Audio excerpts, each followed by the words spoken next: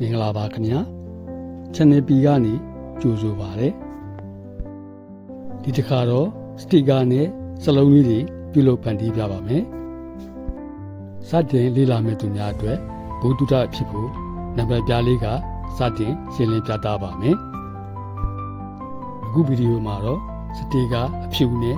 အပြာနုလေးကိုတွဲသုံးထားပါတယ်ဒါကစတီကာရဲ့ကြောဘက်ပါဒီပေါ်မှာစလုံးလေးတွေကိုရာပါမယ်ကျွန်တော်ကကော်ပြားလေးတွေနဲ့အခုလိုစလုံးပုံစံလေးတွေပြုလုပ်ထားပါတယ်အခုနံပါတ်338ကိုရေးနေတာပါအပြည့်အစုံကတော့4မြင်းဆောင်338ဖြစ်ပါတယ်စတီကာရဲ့ကြောဘက်ကနေစလုံးဝေတဲ့အတွက်စလုံးပြောင်းမြန်ဝေဖို့လိုပါတယ်ဥပမာ4ဆိုလို့ရှိရင်3ပုံတရံကိုရေးရပါမယ်ဒါမှကြောဘက်မှာကိုလိုချင်တဲ့အတက်4ကိုရမှာဖြစ်ပါတယ်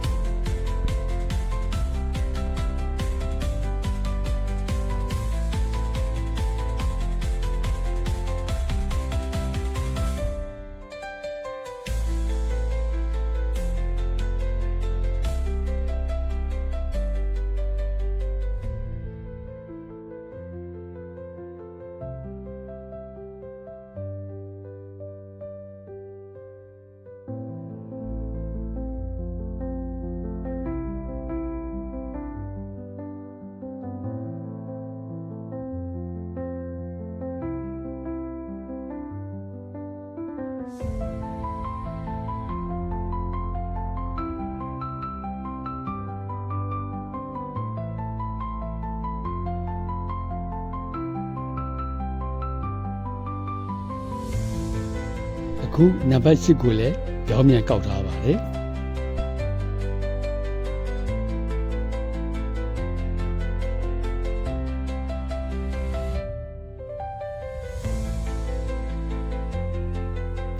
စလုံးတွေကိုကြက်ကြီးနဲ့ညှက်ထုတ်ပါမယ်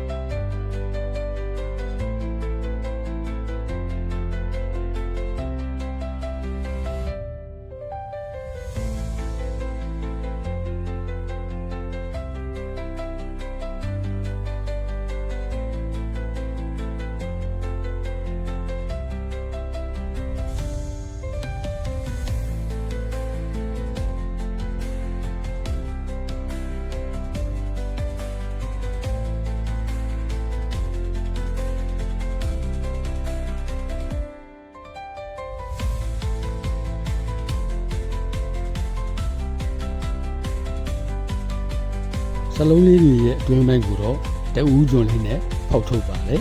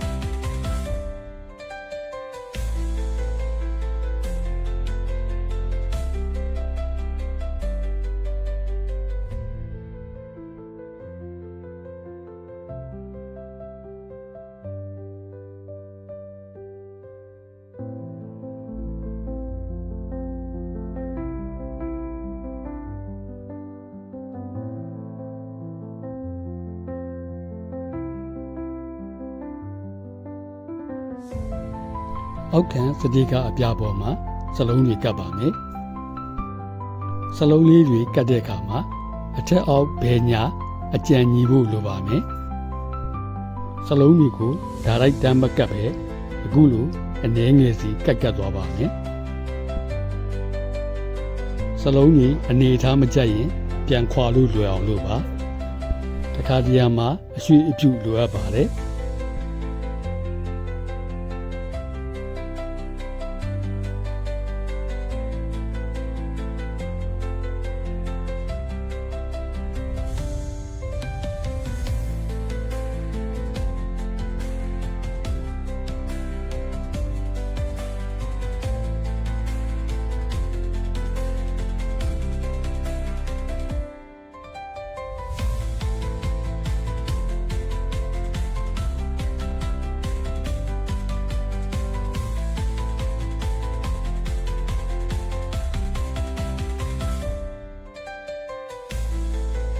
အနေထားလေးကြိုက်ပြီးဆိုမှကျန်တဲ့စကူကိုခွာပြီးကပ်ပါတယ်